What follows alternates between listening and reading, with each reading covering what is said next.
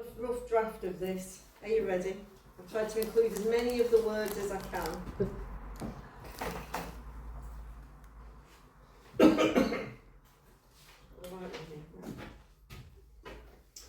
Sunrise, sunset, sourdough, soup. Sorry, I'll start again. Sunrise, sunset, sourdough, soup, and scented spiritual candles.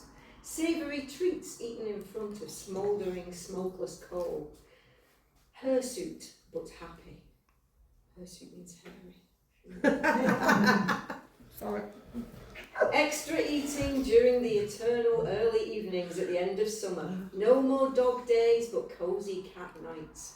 Exploring evergreens in enchanting woodlands in the embers of summer heat, awaiting the equinox. Pushing pathways through the piles of leaves, pausing to peruse a pine cone, pine needles, or just pushing pen over paper, imagining the pound coins piling up with praise, prestige, and perhaps pasties and pea and ham soup. Temperature drops, thunder rolls in, and the temptation to tuck up, tuck in, and fry 10 sausages is terrible. But a long-held tenet is that a taxi home to tea and toast is terrific. Escaping into education or entertainment, we experiment with energy, pay attention to the essentials, and embrace life. Erase any eerie moments with elderflower and exclamations of "Ebaek." Merlin muses at the metamorphosis. A melancholy mist moves like Merlot swirled by a warming hand, mellow and musical. We mortal instruments make like mailmen, sending messages of hope for a safe season and a Merry Christmas. Bring out the brown bread and beer, bees, honey and berries. Bake away your blues and breathe in the breath of autumn. Birds migrate and we burrow down into the bare months waiting to be born again. Endings can seem everlasting, elongated, effervescent with electricity, or even eccentric. Remember that even the rush hour river must finally meet the sea. All things must pass. The robin and the rabbit know how to wait out the winter.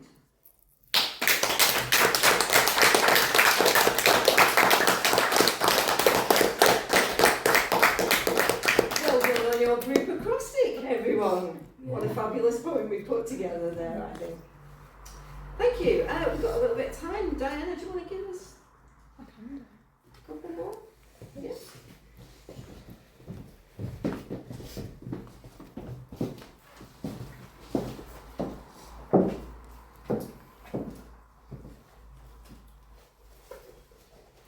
In my poetry book. Sorry. Right, yeah, in my poetry She's book. still away with them 10 sausages on. There is a section called prompted writing.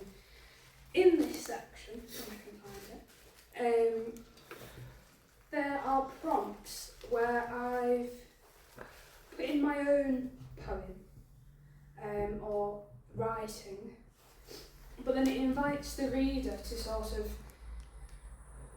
do their own interpretation of the prompt itself. And I will read it.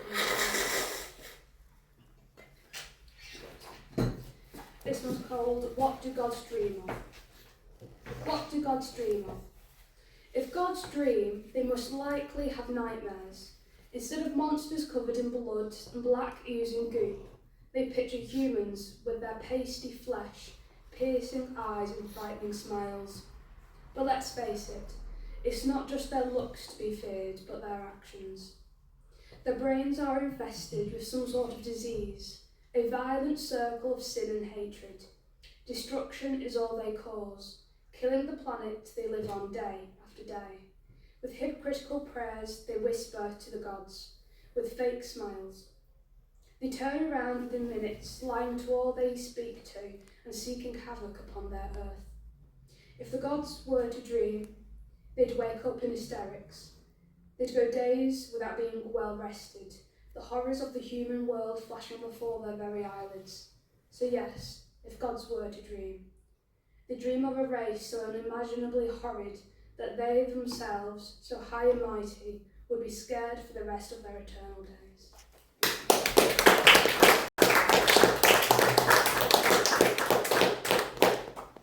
Does anyone like music? Yes. That's good, because I've got a phone called music. Music. Why can notes pull on my heartstrings just as much as words? It's simply just sound, invisible waves gliding through the air. But somehow, deep down, these waves know how to care. They course through my veins, alongside my blood, and into the valve of my heart. They wrap around my organs and give me a hug. These notes make me cry and smile.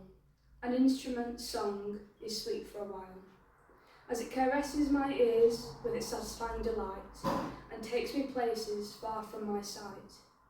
It's a strange but fascinating feeling to listen to music, for each song is different and never much the same, but still I know that each note will always heal my pain.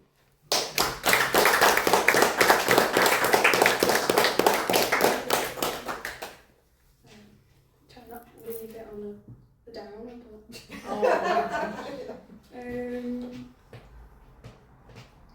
Yours is all day night at Tesco's. Yeah, well, we'll finish with date night at Tesco.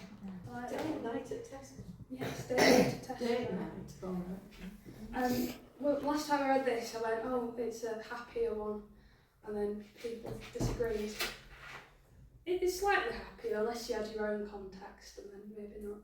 But, date night at Tesco. Date night at Tesco, just you and me, with bright fluorescent lights and floor that seems to gleam. The aisles seem to be deserted as we walk late at night. The clock strikes 11 and there is hardly anyone in sight. Through grubby old speakers, we both can hear some sort of music pleasing to our ears. We have a spring to our step and that contagious laughter that comes with a date, as we choose what sandwiches need to be ate. Strolling through the aisles, time seems so still, just you and me and a trolley to fill. Endless conversation that could last all night, but we both know these aisles will end at some point. With food all around and shelves overflowing, I can't help but feel my love growing. It's simple really, and even a bit silly, walking round Tesco at the dead of night, but somehow the energy feels just right. Thank you.